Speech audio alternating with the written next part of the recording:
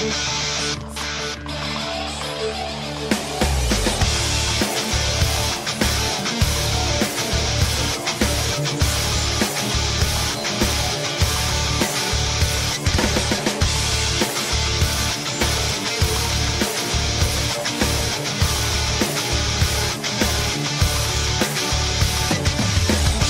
there everybody, what's up and welcome to another episode of the PowerUp podcast with your host Nathan Shields, aka Osiren.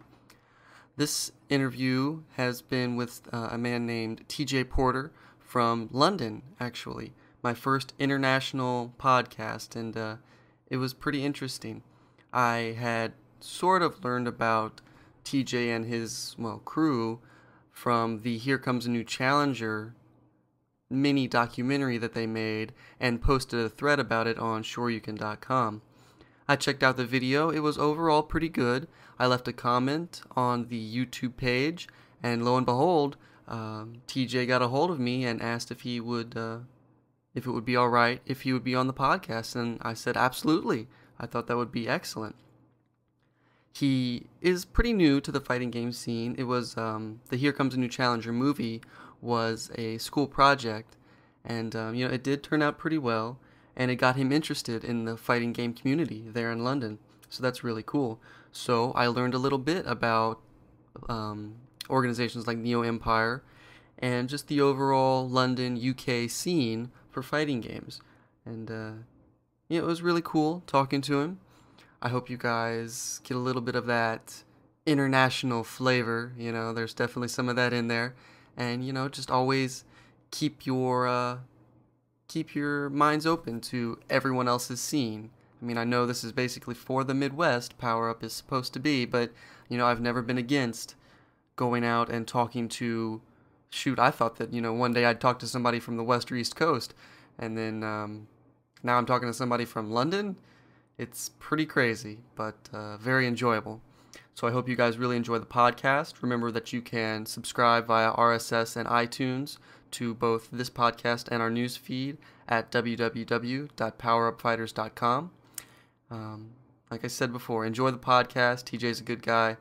I hope to do another podcast with him in the future, and I'll catch you guys later. I have many different aliases. My real name's Tim Porter. My mum calls me Timothy Porter, but my musician name is TJ. I also do music as well as making films. And it's just, shall I talk about how I got involved in this project? Yes, please. Cool. Yes, please. Okay, cool. Basically, I was doing a course at my college that I've just finished now, and I was originally going to do a documentary about some girl I knew who died of asthma and talk about all the problems with pollution and stuff like that and link that together. Right. But after it didn't get pitched right, we got put into different groups, and there was my mate Nigel who created the whole concept. He told me about this documentary he wanted to do about ranking battles in London. I was like, wow, that should be pretty good, And he's like, nah, it's a pretty whack idea. I was like, no, it's not. It's got everything in there, man. You could do so much, and it's just it was like fate. We got put together in a group, and we just started making it, and it was a long and hard thing, but I'll talk about that later. Okay, now Nigel was the fellow who was actually in the film, right? Yeah, he was the black dude, not the one who doesn't really present that well. Oh, who was that guy? Oh, that's his friend called Leo. Oh, okay. Yeah, we did try to make him enthusiastic, try drugs and all that, but it just didn't work. He was like that the whole way. You needed to give him some candy or something, Yeah. Get him excited about being there. Yeah, you did make it depressing at times, I will give it that. So had you ever been into fighters before making Here Comes a New Challenger? No, but basically I'm more into football games and shoot 'em ups. And I didn't really even know these things existed other than in just the world, the proper world competitions. Because I used to see them on Game TV and stuff like that over here. And after that, he just said, oh no, there's this whole underground of just these people come together, and even though if they lose, they still have a good time and stuff. And I was like, wow, that's pretty good. And he took me to this arcade in London called Good Street, which is in the beginning of the film, when he's sitting and playing on the joystick and stuff. Okay. Yeah, the old school Street Fighter. And we went there, and we were supposed to film, but the day we went there, we just played games the whole day. because it was just so good. And then, like, funny enough, I had never had played Street Fighter before. I only had like the I think it was the MNK versus something Chaos on Oh, okay, Xbox, yeah. and King of Fighters, and I was crap at both of them. I was more into Tekken, but but after a while, like I was actually like, for now speaking, I'm pretty good at it, but I don't know what I'm doing. I will give it that. But it's all thanks to Nigel. Right, right. So, when exactly did you make the film? Oh, this is interesting. Well, basically, it was around, I'd say, April time. Like, it was when London Marathon was on. That was when the major like shooting for the film got like done. It Okay. was so it was over. I think like the main ranking battles and the intro shots. You know, the ones like I said in the arcade. That was filmed in like 2 to 3 weeks. Hmm. Just going back to the places back to back. And we did guerrilla filmmaking style. Like when we went to the Good Street place, we didn't really have permission, but we just filmed it anyway, and we didn't get caught.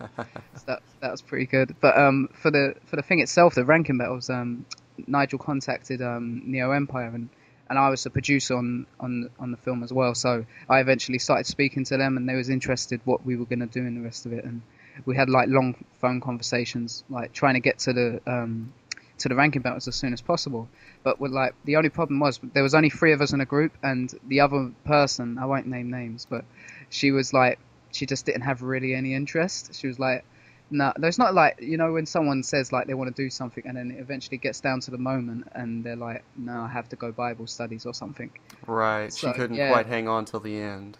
no, so it's like she only helped out really with the paperwork. But Hmm. other than that, it was just me and Nigel just scanning the film really, and yeah, it was fun filming it. But like especially on the ranking battle day, we was there for like 7 hours, and oh, it's the worst thing was I was camera operating most of the time as well because the black dude Nigel, the creator, was even playing himself.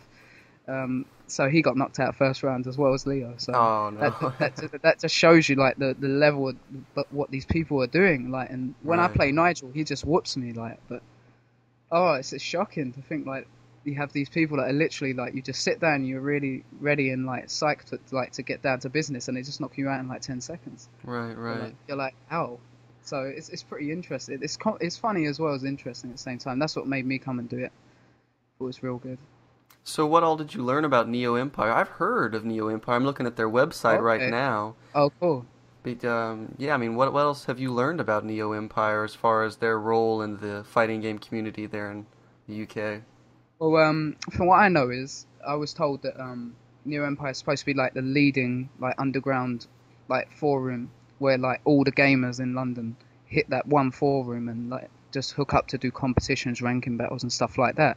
Hmm. And that like you can see on the forums like they're having like so many different like competitions like every week, and they have like also the ones where they get like I think 8 people to fight, and the person that wins goes to Europe and stuff. So you can see like it's proper like dedicated and has some like a large input as well. Hmm. Yeah, it seems like they've got a lot of stuff on the front page of their website. It's Yeah, really cool. they even film like the fights when they're there as well. That was Definitely. pretty cool. Really good. Now, in Here Comes a New Challenger, there was an interview with a player. I forget exactly who, but he was Okay. supposed to be one of the top players in Europe. Yeah. Oh, Zach. Yeah, that dude, the one with the cap. Yeah, I think so. Yeah, that guy. He's got a Guinness Book of World Records for the most knockouts in a row supposedly. Oh, Yeah, so he's pretty damn good. But at the moment, like looking at the ranking battles, he's been defeated a couple of times, which is pretty interesting. So I want to see who's now the world champion. That should be interesting. I've I always might. heard that. I think. Have you heard of Justin Wong? I think I have. You might have to refresh my memory. I've heard of the name somewhere. He's like considered the top U.S. player in most Capcom fighting games, Oh wow. and I think just recently he went uh, to the oh crap E3 in California, Oh that yeah. gaming expo, and Yeah, I know about that. yeah, and he did something along the lines of what Zach did. He just had people come up and play him Yeah. until he finally lost, and I think he had like 300 wins. I can't be, Ooh. I mean, I can't be sure like if I'm getting the number right, but I'm pretty sure he like got some sort of record. So it'd be interesting to find out who has the record right now, or if it's Yeah, I would like to see that. right, That if should be if it's interesting. nationally or internationally or whatever. Yeah, that should be the sequel, Zach versus Justin. That should Oh, be cool. wow. So, have you ever heard of the Evo Championship Series? I think I have as well. There's a lot of championships. Like, is it an American one or is it Yeah, like a yeah. British one? Oh, no, I don't know about the American one. There's some fake one in this country called Evo as well. So, Hmm. yeah. It might be by the same people. They have one down in South America, so that's kind of interesting. I Yeah. mean, why not have one in Europe too? Yeah. I don't see why not. Could be a little franchise going on there. So, Definitely. So tell me a little bit about the. Is it just London? Is really London the nexus of fighting games, or is it more the entire United Kingdom, or do you know?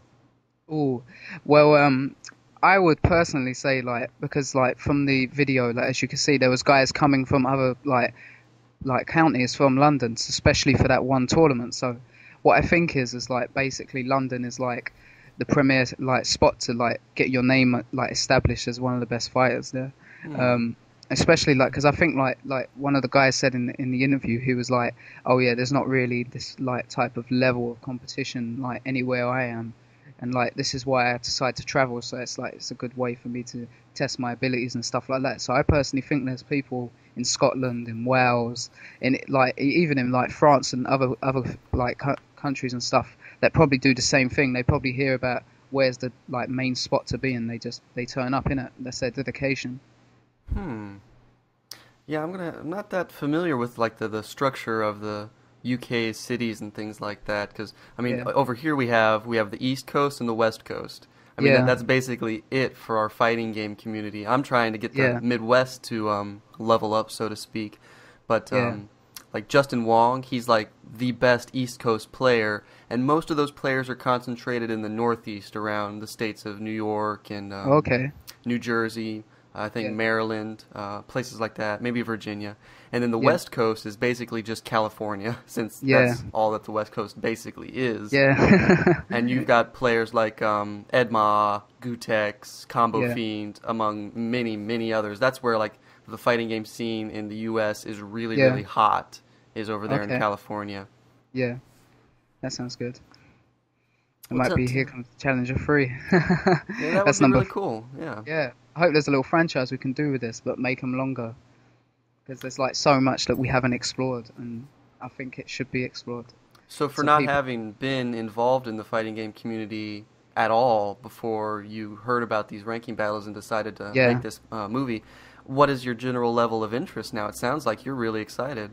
yeah, I am actually. It's like just like the experience when I was there. It was just like it was so unreal and surreal. It's just like you got there and you had like at the beginning there was hardly anyone there, and I thought, oh, there's only going to be like 10 people turn up. Mm. It's going to be like it's just one of them things I thought. But then like as the event folded on, there was like more and more and more people coming, and like it packed out the whole thing. I think it was like 110 people or something in this small like because it was in a bar, and like on the downstairs was like the VIP section, and that was where the battle took place. And you could see like they was really dedicated to people because they had like all the big like cover arts, and they had all the Xbox sets up with HD, and they had like the arcade sticks, and it wasn't just controllers. So you could see like people really got involved in this, and it was interesting to see like you had like 16-year-olds like all the way up to probably about 36-year-olds this enjoying themselves playing the game. And I thought it was pretty much inspiring to see like you have all these different cultures just get together just to like play a couple of seconds of a game, and it's there was no arguments or anything, even though like the guy in the semi, no, it was in the final actually, he kept like demanding to change buttons all the time, and a lot of people were getting frustrated there. But no, I was really enjoying it. I wish I did enter, funny enough, even though I would have got whooped, but like it would have been a good experience because I was only like looking through the lens and stuff, and you could really see like people were interested and had like a passion for this. So I would like to enter in one now because I'm on that level now, thinking like, wow, I really like this type of thing. Right. Now, Street Fighter 4 is then your first fighting game. Yeah, for this year, I think. Yeah. Who's your favorite character? Ooh. Let's have a think. I think it's that big fat dude. You know, the one that has Rufus? like kind of attached. No, not Rufus, not Rufus. There's the other one. He's got like a kind of like a goatee. So I think it begins with a Z, I think. Is it Zangief? Yeah, Zangief. That's the one. Zangief the wrestler, yeah. Yeah, that one. That one is. Oh, some of them moves. That's a killer. Oh, definitely. Yeah, I play Crimson Viper. Oh yeah. And Zangief will eat her alive. if I'm not careful. Just Yeah, one of those grabs, the full circle grab. yeah. Oh my God, that Yeah, is that's the one right there. you got to be really careful. Mm. So, in the London scene, then, do you know who is Zach basically the best player there? Oh well, I think at the time he possibly was. Mm. The weirdest thing as well, like just going back a second, I just remember when we were filming at the casino, like when we didn't really know who the hell Zach was, and the most weirdest thing is if you look carefully at one of the frames, he is actually playing there. So it's like, so I was like, what is this? And then when we went back and we interviewed him, it's like, oh, I think I saw you there, and I was like, oh crap. So it's just weird, but like going like full circle, I think like on the day probably who was the best player. There was like a lot of people there, and they did get taken off quick, even though they were like good in training. But it's like when it got down to like the real people, like Glover Lover and Prince and people like that, they just they took opponent off completely. Like the guy also who we interviewed, the one who come from Hertford, I think it was Hertfordshire or something like that. The one who talks about his favourite character's Rufus. Um, like he knocked off the guy who was in the film in it, and I thought, oh well, this guy might actually lead on to win this thing, but he got knocked out pretty quick as well. So I think on the day Zach was, but now I'm hearing that there's this new guy. Yeah, I think it's some black guy. I can't think of his name, but he's like proper like dominating the scene at the moment. He's going to Europe and stuff, and Interesting. it's interesting to see like how it can switch that quick if that is the case. Hmm. That's pretty interesting. Yeah, that's I've heard it. The personalities compared to something like. Do you guys have professional wrestling like we have over here, where it's very dramatic and Oh yeah, scripted almost? oh yeah, like WWE and Yeah, yeah, ECW stuff yeah. like that. I've heard that, the fighting game scene compared to that as far as rivalries and each individual match, your prestige is always on the line, Yeah, that's true. and your ranking is always on the line. Yeah, So, definitely, I can agree with that. what's I'm looking at the Neo Empire site again. What's Super versus Battle? Oh, now I actually need to know this myself. I might have to check. I think it's probably just like they combine all of the big like games, probably Street Fighter, King of Fighters, and stuff like that, and probably do like the biggest like ranking battle there, and they Yeah, probably just get everyone to turn up. that's definitely what it looks like. It says it's in Byron Hall in Harrow, London. Oh yeah, I know how. That's near my university though. I'm gonna start going soon. Okay, okay. Yeah, they've got a way to sign up right now. They've got Street Fighter 4, 2 Turbo HD Remix, Blaze Yep. Blue, or Blaze Blue, whatever your preference would be for pronunciation. Uh, Yeah. Guilty Gear, King of Fighters, Capcom vs. SNK, Soul Calibur. They've got a lot of stuff. Wow. Yeah. Wow. That just shows you. Oh, they've Oh. got their own website too. Might have to check that out. Yeah. That should be cool. But that just shows you like the like mass impact that Neo Empire is doing like for the underground scene. They're Definitely. just Now, is Neo Empire just one arcade bar area, or is it a chain? I think it's personally like they just hire out a venue, and these like people that like are the people that are like who run the like Neo Empire Forum, just like they must pay up front and say, yeah, Oh, we're gonna okay. hire at this location, and they charge like the players like £5 or something, and like if So like that. they don't own like their own place. They just kind of travel No, around and yeah, that's organize it. these tournaments. Yeah, That's that's really pretty cool. much it.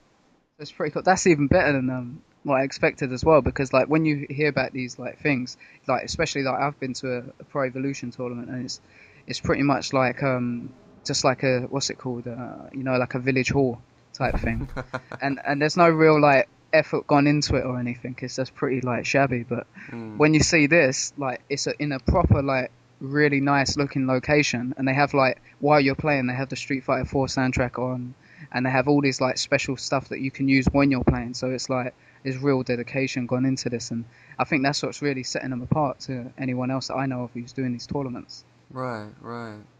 Yeah, this is really cool. It's like the UK counterpart to Evo, but even Neo Empire seems like it really has its stuff together. Mm. I think one of the guys actually worked for Capcom as well. Oh, that's nice. Have a little That's inside. exactly. Yeah. Because I Huh. think like I wish I had the footage on me now. There's the guy who the Golden Gunman guy that speaks in the beginning. Yeah. Um, He's like one of the main figures in Neo Empire, and he has this like long interview for about 25 minutes, and he doesn't stop talking, and he just goes through. He's pretty much like that. When you watch like just a couple of seconds of him, you kind of get the idea that yeah, this guy could go on just as much as I am now, but it's just that basically he goes on and says like he was at university, and he didn't know nothing about Neo Empire, and they heard that he was doing ranking battles at his university, and he got in touch with them, and then he hooked up with them, and then he went to a games company, and then got offered to get to Capcom, and then he found out all the stuff to do with Street Fighter 4 and gave a list of demands that they need to improve on, and supposedly they got put in the game, and so it's pretty much like that. He's some key figure.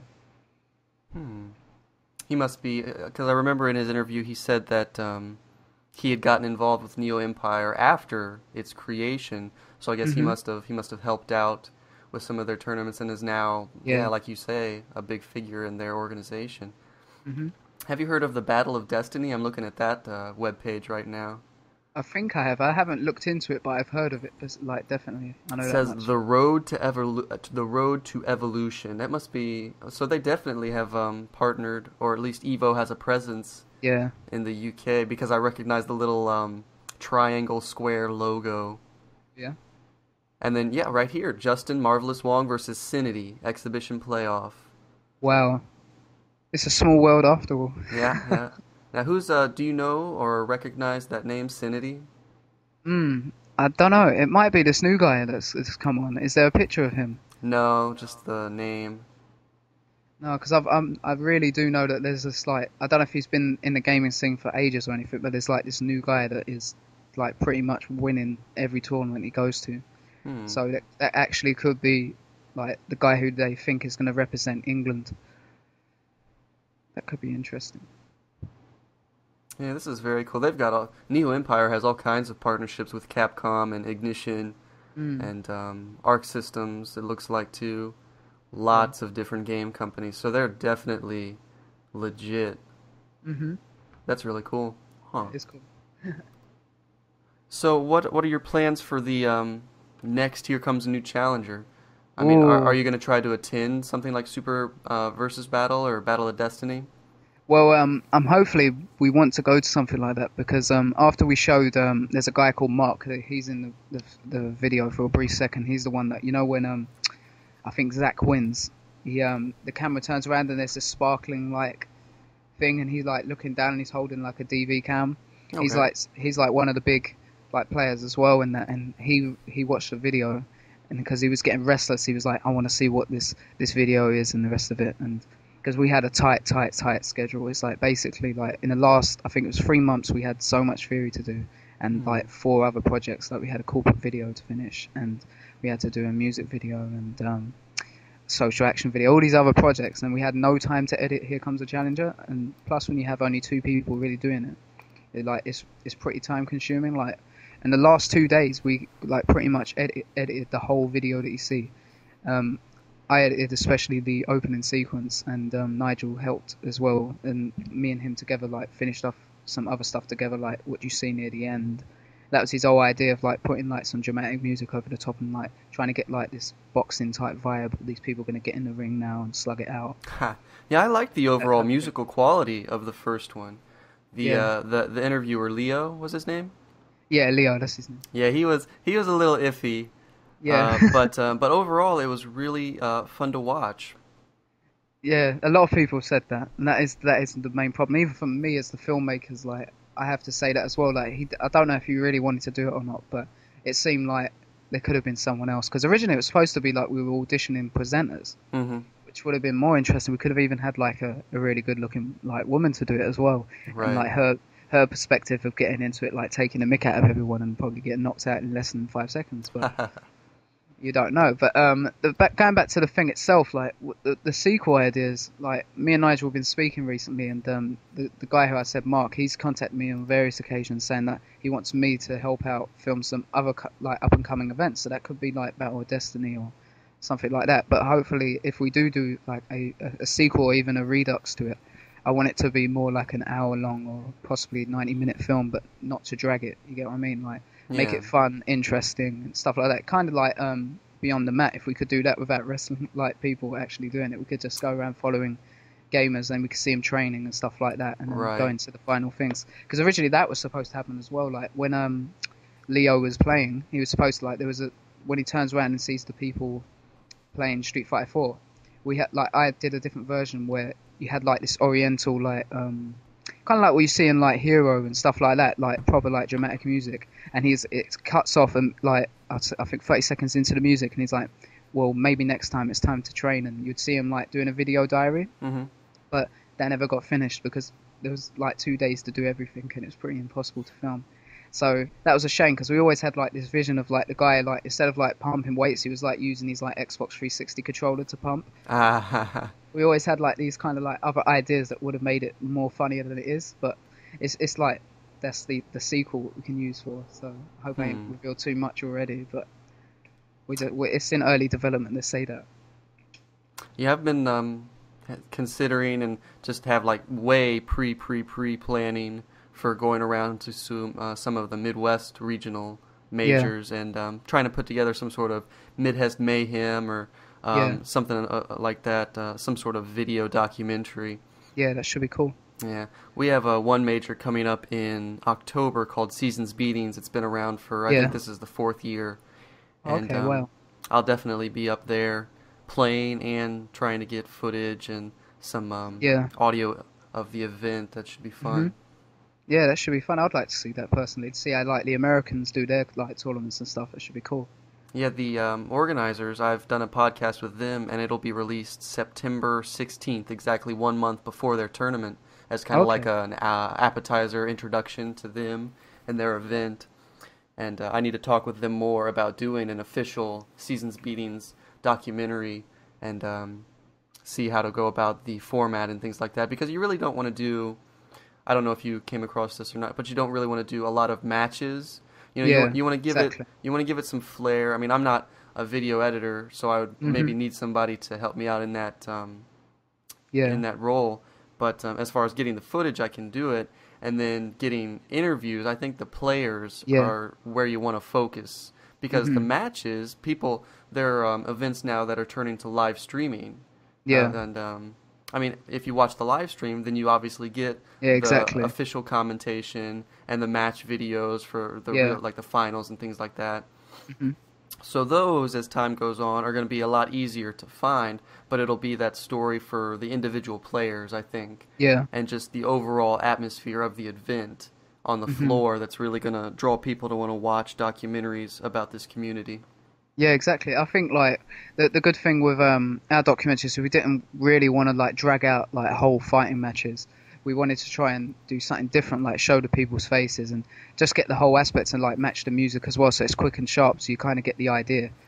So I think it's best like that as well, because like if you just show one whole match without any takes, like it kind of gets a bit repetitive, especially with all like the gaming footage we had. Because we had a lot, like the stuff you didn't even get to see. We had around 2 hours of footage of just computer screens. So, like, we pretty much snipped what we thought was essential for it. And my favourite bit is when you see, like, all these people and, like, when they're doing, like, these major, like, knockouts, all you hear is, oh, like, it's like ECW, like someone going through a table or something. Right. And it's just so funny. That was Nigel's idea for that, and I think that it really does work, because you can see like, oh, it isn't just like 2 people playing this. There's like all these other people, because you can see like different characters doing it. It's not the same people. So I think it's best like that. That'd be my advice if you do that documentary. Yeah, they're like there are 2 different ways. You've got the recording of the match videos themselves, which is good for individual study and practice, and figuring out how to better yourself as a player. And then there's the documentary side, Yeah, exactly. That could be actually really good if you do that, because that could be the special feature on the DVD. You could you have the actual documentary, and you'd be like, oh, now we have this other stuff here, and we're going to now show you how you can do this and do that, and have like all like the buttons and stuff come up on the screen, and how many like degrees you have to move the analog stick or whatever. That could be pretty cool. That would be cool, actually. It's, I've always preferred, like you say, having the audience audible, because when people use capture cards and then put that kind of footage up, and you're just hearing the game, and you see something really cool happen, you expect, you're like, oh yeah, and you expect the audience to be in there with you, and there's nothing, and it's just kind of cold and impersonal. Yeah. I mean, you might as well be watching the computer play against itself, Exactly. It's not like there's really any human element in that. Exactly. You really want like to engage your audience and take them into that journey. And I think when you have like you hear the audience or you see like their facial expressions or something, you get to know that oh my God, that was some pretty cool stuff, man. Like that was pretty intense. Exactly. So it's just exactly that's what you need to do. You really do. Because then it's just like, oh no, it's just the same shot over and over again. It's just you don't know if it's good or not, especially if you're like a newbie to the scene and you don't know like what a good move is and what not. So I think you really do need to have some of that. Yeah, it'll be really cool. Do you know offhand if any London tournaments have started to do live streams? I'm actually not sure. They're probably looking into it if they haven't already. Because I know that E3 was on live stream as well this year. So they're probably looking into that in future because if people can't get to it, they probably want to watch like online to see who they're going to take on next month or something. Definitely. I mean, even I would be interested in watching UK tournaments across the ocean. I just think it would be really cool to see the different play style. Exactly. I think they should, actually I might contact them tonight and let you know about that one. Cool. But that should be cool. Yeah, it's really neat that Neo Empire is so big. It reminds me a lot of kind of how Evo works here in the United States. Yeah. But it seems like Neo Empire is even bigger, almost like a Monopoly, but not in too much of the bad way. Yeah. But it seems like they do good stuff. Yeah, it should be cool. They really need to. I think they should do. What's it called? Like one big tournament if they haven't already, where they can get the best. Like they choose one player from every single country, and like that best player will take on the best player from Japan or the best player from America or France. A global championship. Exactly, and that would be like for the very big prize, because then that's really like the elite. Like there's no room for people that can't get past the first round. It's just you have to be in it to win it practically. The closest I've ever seen that were the GameStop finals here in the United States. The organizers brought in the top players from Japan, Korea, and then they had Justin Wong. I think it was just 4 players actually, but they were it was Punko from Korea, Io, the Japanese national champion, Daigo. Have you heard of Daigo? I think I've heard of that name. It's very similar to me. He's he's the beast. He's the beast Daigo, who's just an amazing Japanese player who he's just got a lot of history of coming over to Evo and just whooping tail all over. And when the first United States player beat him at Evo, that was like a huge deal. Exactly. So he, Punko, Io, and then Justin Wong had a sort of a round robin. I think it was round robin. Exhibition match at the end of the GameStop national tournament. And I believe Daigo ended up winning by beating Justin Wong 4-zip. Yeah. Ooh. Yeah. It was a kind of a strange format. It was first to 4 with just one single elimination, just one match. Yeah. So Justin couldn't counterpick or anything like that. Yeah.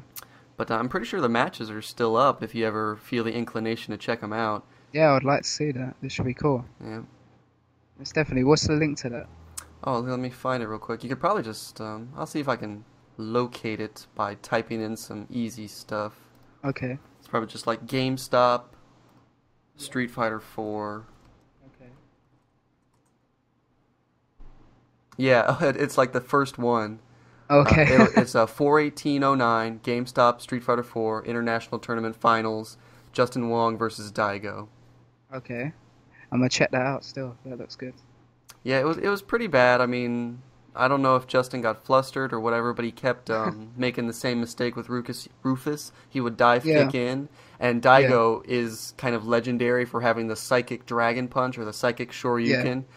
He just always knows when to throw it out, and every time Justin would use the dive kick with Rufus, Daigo would shoryuken him out of it. Yeah. And I think he did it like 4 times in a row. Oh And gosh. yeah, so the crowd had a really good reaction on that one. But I mean, I can't say, it's hard for beginning players like me and you to really Yeah. look at these videos and say, oh, I would do this or that.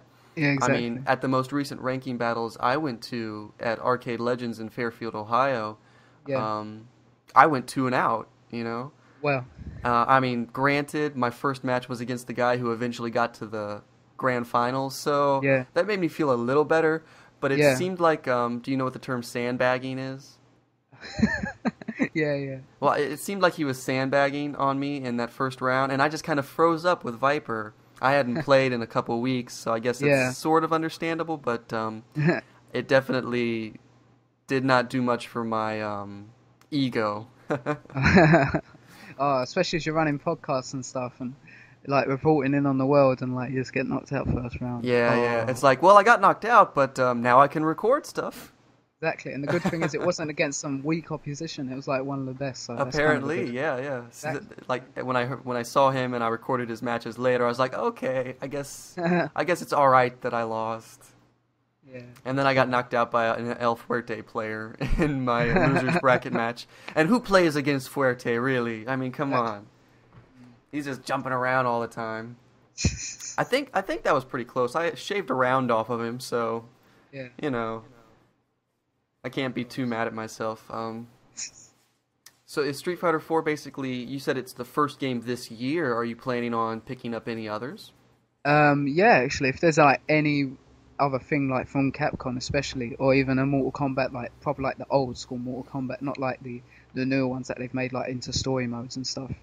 I prefer like the just full on like normal arcade style where you just have two people and you just have to fight it out. So I'm looking around. I'm looking around, but at the moment it's Street Fighter 4. That's cool. I know that it looks like Super vs. Battle has just recently added Blaze Blue to their lineup. Oh yeah. I really like Blaze Blue. I was never a big Guilty Gear player, but when Arc Systems announced Blaze Blue, I was all over it and eagerly anticipating. So now my main games are Street Fighter 4 and Blaze Blue, and I enjoy them both. It's hard to be a top player in anything, I'm sure. And then Justin Wong, it's amazing, and this is for a lot of the top players in America, at least that I've known. They'll go from game to game, and it's just their basic fundamentals, and even some of their advanced knowledge of the game's mechanics. They'll do well in 3 or 4 different tournaments for different games. Wow. And it's really amazing. At the recent Devastation tournament in Arizona, which was the first U.S. fighting game tournament to do live streaming, Okay. Justin Wong won. Yeah, I think he won every tournament he entered in. That's And crazy. each one was either $1,000 or $2,000 prize money. So he Wow. he got paid. Yeah, he got paid Definitely. straight. He was rolling whatever he's got. Now I know Seriously. that. Oh, you go ahead. Oh, sorry. I was just gonna say I love the names for like these tournaments. They're so funny, like Devastation. Oh, it just sounds like you can imagine it if you're watching ECW or something. It's like, and now presenting ECW Devastation. Like this. Yeah. Oh, I could just imagine it now. It's Like, got to have that imagine- media-friendly name, Exactly. Like I'm just imagining like a live stream if they actually did that. That would be like some cool title sequence, and it's just like, and now. It's just be Yeah, even Seasons Beatings now, they're Yeah, seriously exactly. considering doing live streaming.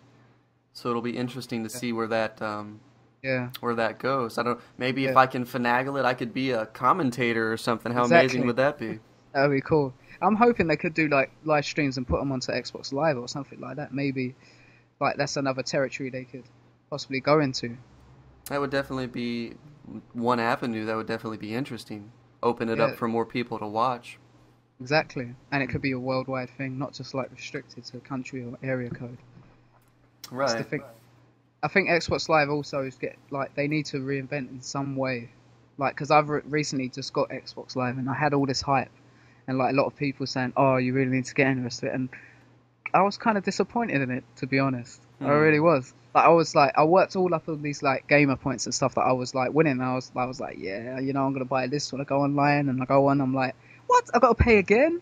I was Right. like, Yeah. no, I don't want that because I wanted to get the Street Fighter like HD mix, innit?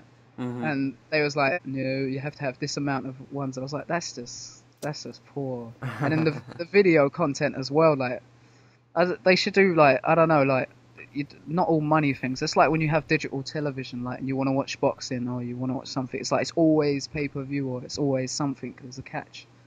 So you think you have that one-time payment, especially with like Xbox 360. And you think, yeah, I'm gonna get some free stuff here. No, maybe like if you have the game, but if you want other stuff, it's a bit.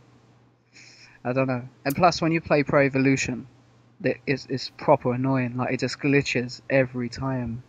It's like you'll be running on the like with the ball, and then all of a sudden, like you won't have the ball. The other person will be in the goal scoring, and you're like, "What? This not right? You're cheating me."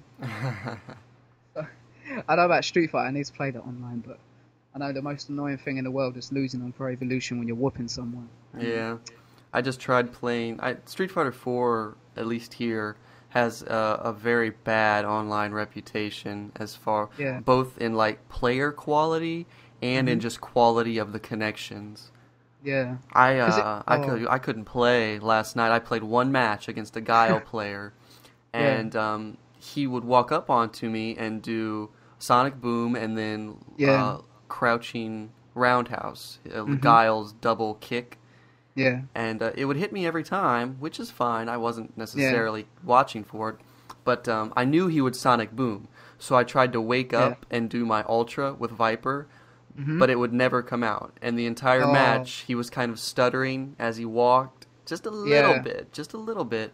But I was like, enough of this. I don't want to put myself through it. So I popped in Blaze Blue, and it worked perfectly. I had heard that the online for Blaze Blue, I'd heard from friends that it was just amazing. It had like one lag spike at the beginning. And I experienced it as the intro cutscene would slow down a little bit, and you could tell that there was something going on. But after that, and when the match starts, it's perfect. I don't know. I mean, as far as I can tell, it's perfect. So I don't know how they did it, how those coders did it, but I really think they need to share the gift to the Street Fighter 4 team. Yeah, exactly. It's just so annoying. Like I've always wondered how people like if people actually just do it on purpose. Like if they have like some sort of I don't know device or some button they can push, and you're just about to hit your move, and it just randomly stops, and you're like what? And then they hit you with something else. It's like it's always bothered me. Like I'm thinking, is actually someone controlling this when you play? It's like it's a bit iffy. When I used to play Halo online on the original Xbox, that's something that people would do. They had a way to slow down their router or something like that to where they could still move, but you would be frozen. And when the connection would reestablish, you would just die.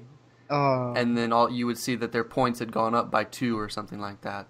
I hate that, man. When you know like you're not a terrible player either. Like if you were terrible, you'd be like, oh, okay, I can take that. I need to practice. But when you feel like you have like the stuff to just whoop people with, and that type of thing happens, it's just so annoying. It's just, I don't know how to put it, man. It's just one of them things that just frustrates me. Yeah, I think the fighting game community is probably the only one that I think would stick with face-to-face tournaments for forever. I don't think that will ever give way to online-only tournaments because it's just not the same. Yeah, exactly. Not for any kind of competition. I mean, you wouldn't want to, I don't know, play World Series of Poker over the internet, you know? Exactly. You wouldn't want to, like, have those guys on webcam watching each other, seeing if they... Because then you could have, like, just some dude going and eating a pizza, and then his webcam image is a still image of him in sunglasses just reclining or something. But yeah, it's just for any kind of competition, the live stream and the online, it's a matter of convenience for listeners or watchers, and a little bit for players, for those who can't make it out to live events or can't afford it. But I think that really getting together and having these events in physical locations and having the documentaries for those physical locations, because you obviously can't document an online tournament very well. Yeah. But having these big events around is something that I think is very important to the fighting game community. Yeah, definitely.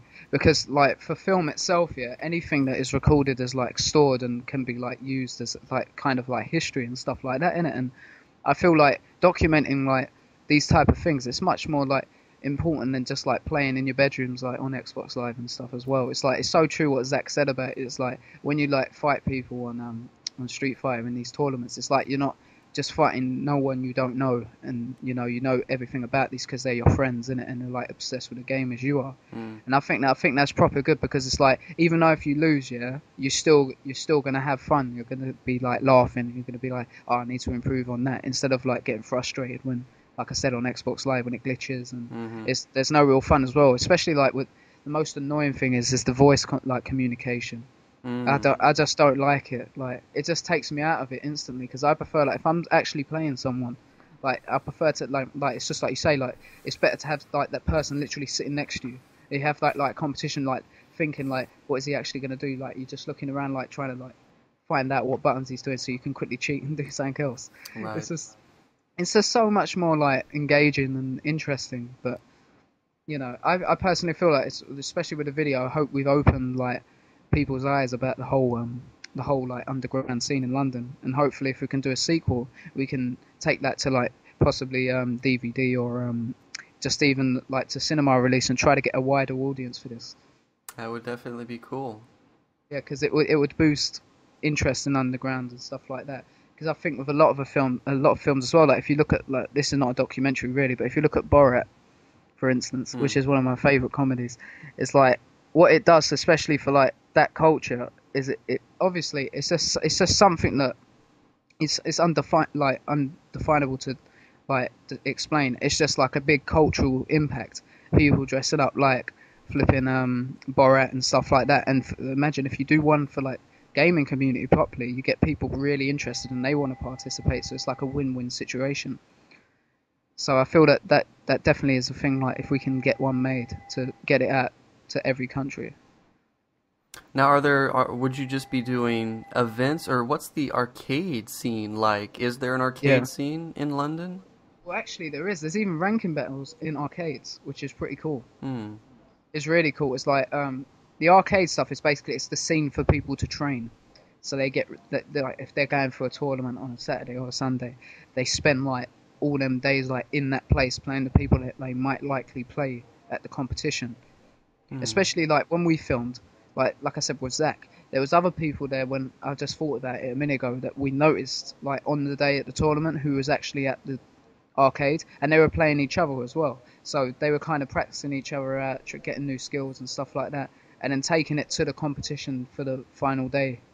So I think that's what the arcades are used for. But like as well, you have like the King of Fighters arcade battles. That's one thing that Neo Empire regularly does at Good Street. Is they have like just like what they have at the place where we did the Street Fighter tournament. They do the same type of thing, but it's much more smaller. Much more small. It's very small, like where the Street Fighter and King of Fighters arcade stuff is. So are there actual permanent arcades? There was actually have you ever heard of Trocadero? I don't know if you have. No. No. Well, in London, like in Piccadilly Circus, well, you must know Piccadilly Circus, where American Werewolf in London was filmed. Yeah. Yeah, great. Everyone should know that. Okay, there's like a big place. It's called Trocadero. It's like a shopping centre and it has like cinemas and stuff. But like originally back in like '95, there was this place called Sega World, and Sega World was like this place with full-on arcade games and like simulations and stuff like that. But then it kind of like drifted and just vanished, and then just turned into a normal arcade. And originally, Neo Empire was doing the ranking battles there. And they were actually getting a lot of people to think, but the problem with like Neo Empire was they kept moving location all the time, and like especially when you think of Harrow, that this is some place where you say like everyone can get to Piccadilly Circus easily, like 10 minutes, 20 minutes. But the other thing is like when they kept moving it to like Harrow, which is North East London or something. No, I know it's in North London. Like people would have to take train after train after train, and then they realised that it wasn't only going to cost them £5 or whatever, it was going to cost them another £8 to get transport, and then they have to think of food and drink, and it was coming more expensive. So their numbers decreased. But I think if they possibly take it back to where they originally started, because they reckon like they had 150 people sign up in the space of like 30 minutes or something for the Trocadero competitions. I think that it would even be bigger than it is now. Interesting.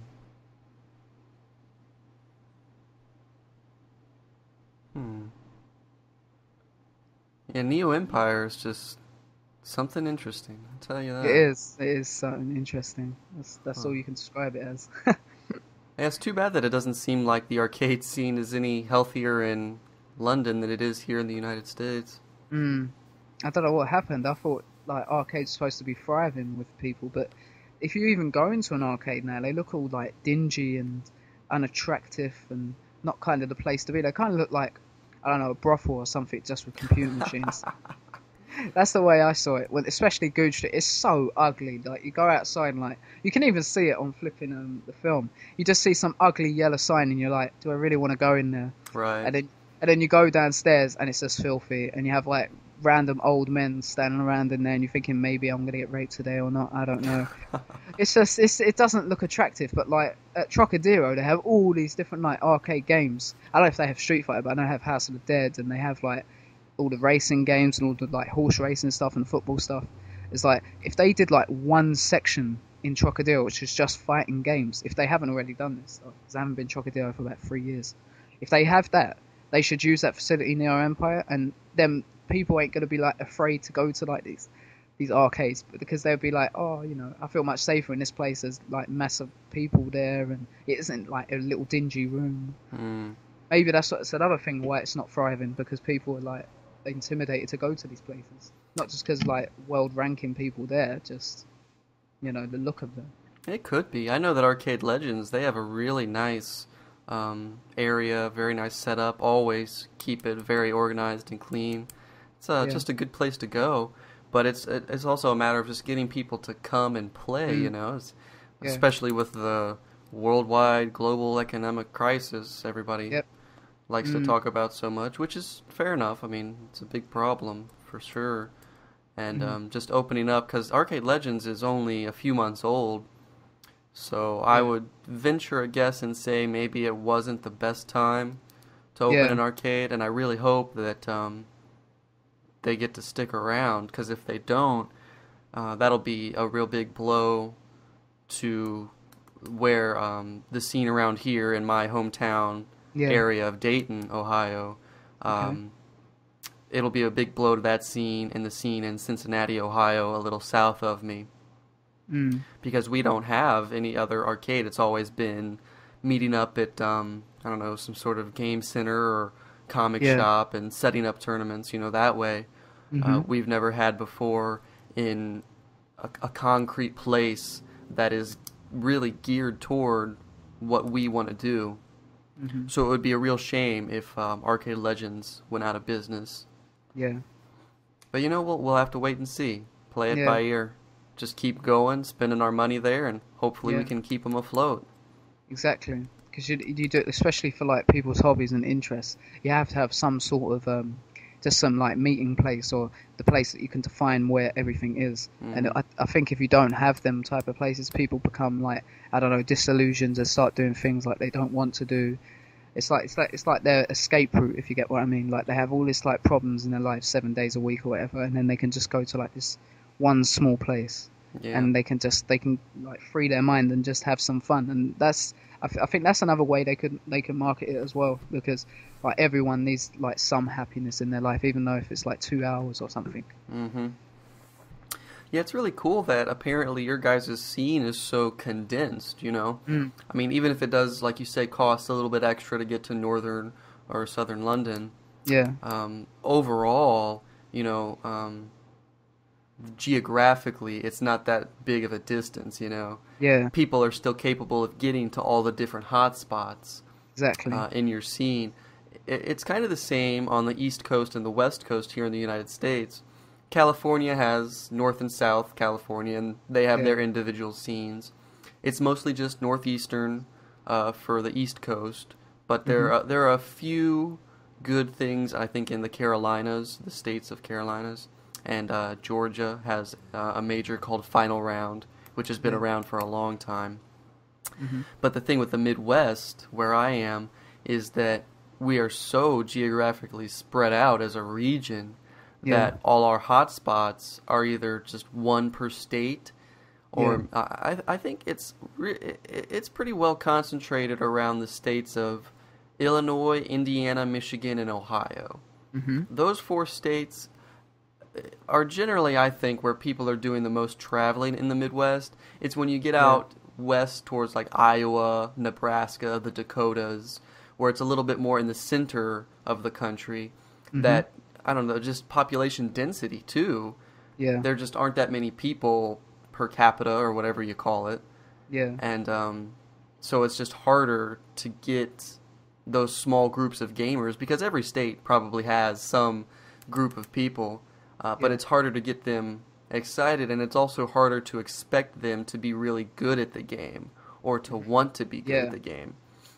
Exactly. It's like as you go from the eastern Midwest, which is my state and those 4 others I mentioned, to the west, the states get bigger.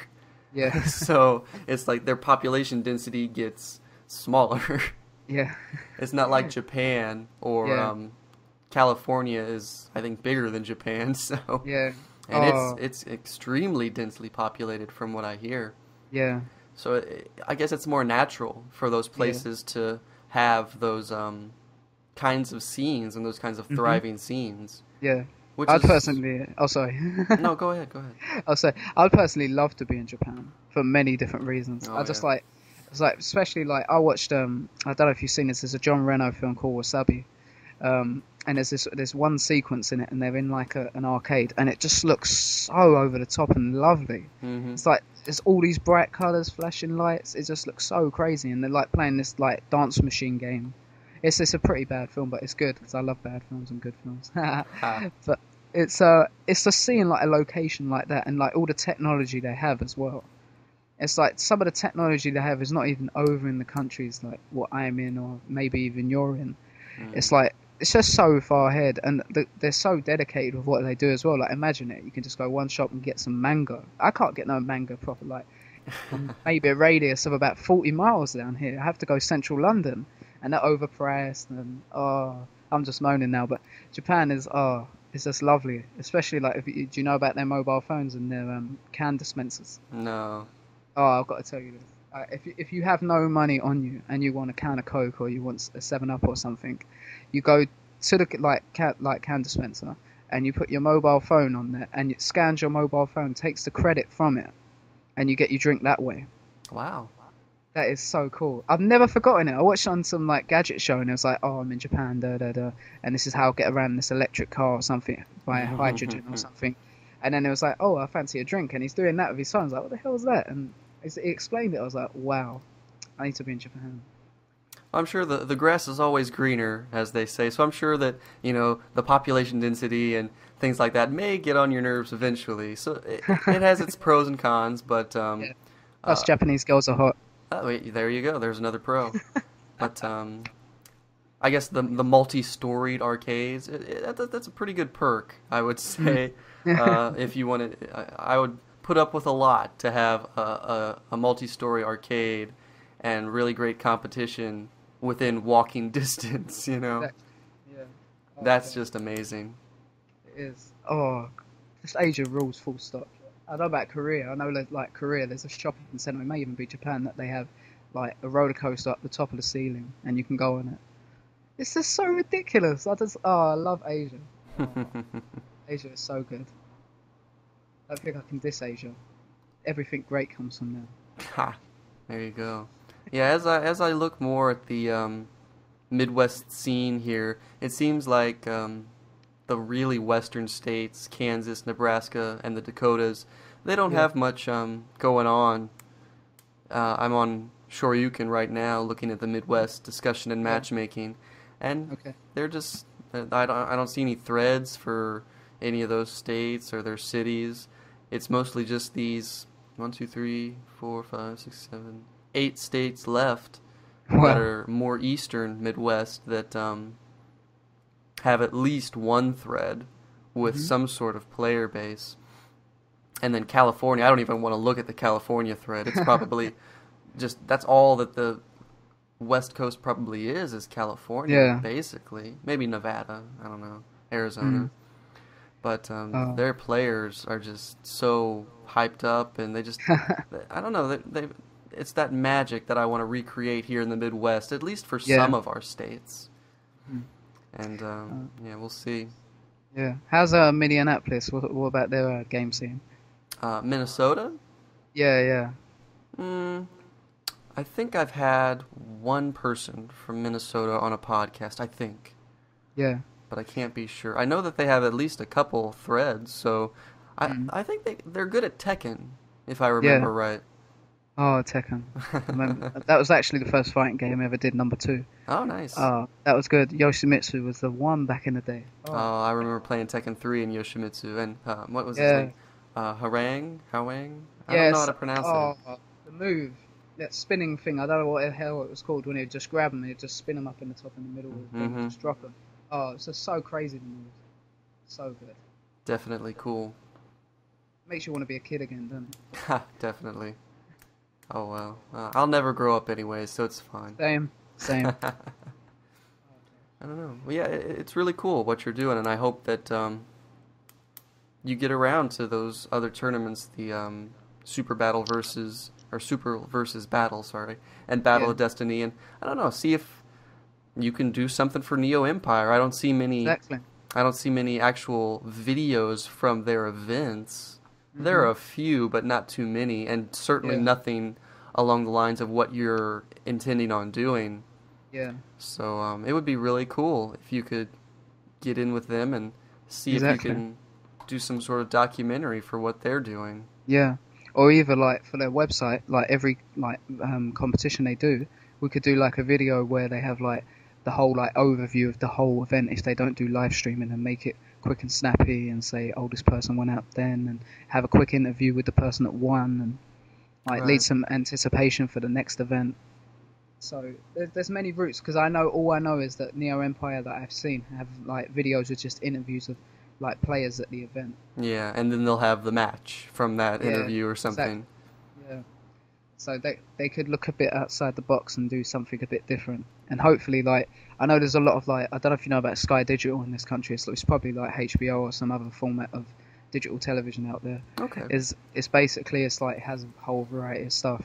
There's like some other like small like television companies where they allow people to put short films up or stuff like that. And I know there's a gaming web like whole program and a television channel, and I'm thinking maybe like if they contacted them and like made a like, I don't know, a deal with them to broadcast a certain amount of stuff, that could work for them both financially and like increase like people's interest. Yeah, that's a whole different avenue, though. I know that we have Yeah. G4 TV. Yeah, It's I've heard of like that. it's like the only gaming channel that I've heard of that's been able to survive. Yeah. And I'm not sure how interested people would be. Mm. So when you say broadcast, what do you Yeah. mean? I mean, what do you think would Okay. be on that channel? Okay, well, basically, I would personally make it all things to do with like Asian influence, like show world cinema, films, manga, stuff like that. So that already draws people into it. And then you say like you have like all the music videos, stuff like that. But going aside of that, going to like the gaming side, you should have like possibly live broadcasts of stuff. Not maybe every week or something, but like one that has like all the stuff from like a month of like gaming tournaments and goes like behind the scenes, like what we plan to do for number two, and like stay with one particular person. It'd be like a mini documentary slash live like broadcast type thing, and then show like we could be at an actual, I don't know, like gaming event, and like get to show real matches, why it happens, and then grab them quickly, have an interview with them, and then like do some other stuff. It can work if there's an audience there, but the only way to find that is doing petitions and making MySpace websites and stuff like that. Right, yeah. Because then you would know if there's an audience there or not.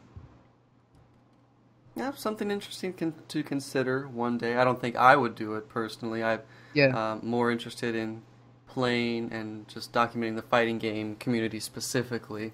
yeah. All other aspects can hang, in my opinion, but Yeah, that's I'm just just how I go advising about it. Neo Empire. That's what I'm doing now.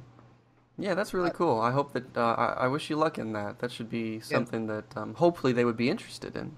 Yeah, I hope they. I might actually forum post this at their website so they can check it out and Yeah. maybe they can get some ideas there. That the Mr. Goldman fellow, he definitely seemed Yeah. enthusiastic about his interview. Yeah, And exactly. Look, if I watched. he's a big guy in that organization, then that would be your way in, definitely. Yeah, kind of looks like Bruno. A little bit, I guess. Yeah, he's just don't have blonde hair, but Right. if you dyed it, oh, that would be the perfect look. Oh gosh, we're going off subject. I know, my bad. That's Watching all right. too many films. Well, we're running in on an hour anyways, so Yep. might as Okay. well wrap it up a little bit. Okay. Stay on the line for a little bit longer. I'll just turn the Yeah, of recording course. off Okay. and then give you some information about when I'll release it, or if you have any Okay. desire to have it released at a certain time. But yeah, Okay. TJ, thank you very much for It's cool. coming on and talking with me. It's really cool to have this international Exactly. viewpoint, you know. Yeah. And even though the players have been traveling across Mm-hmm. nations for a while now, it's cool for me, who kind of sees himself as more of a Midwest, United States voice, Yeah.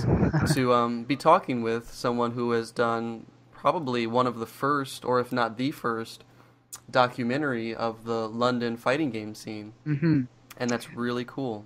Yeah. Oh, cool. I just wanted to add if you want me to do a farewell speech, if you want. Go ahead. Yeah, it's fine. Okay, cool. Tell me if you're ready and I'll go. Go for it. Okay, cool. Well, first off, I was like to thank you, Nathan, anyway, for emailing me and responding to the video that you saw, and all the other 300, and I don't know if it's still 300, but all the 300 people that watched it in the space of 5 days. Wow.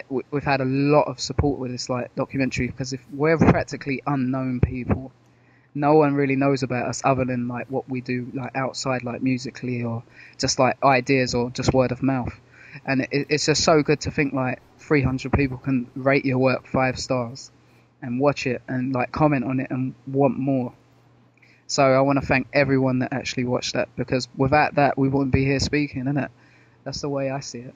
And it's great for we spoke internationally today, so you've gave me insight to the American gaming scene, and now I've given you a little into my little outside insight of what Neo Empire and all them do. And it's good to just speak in general about games, because it doesn't happen that much, not that I know of anyway, online.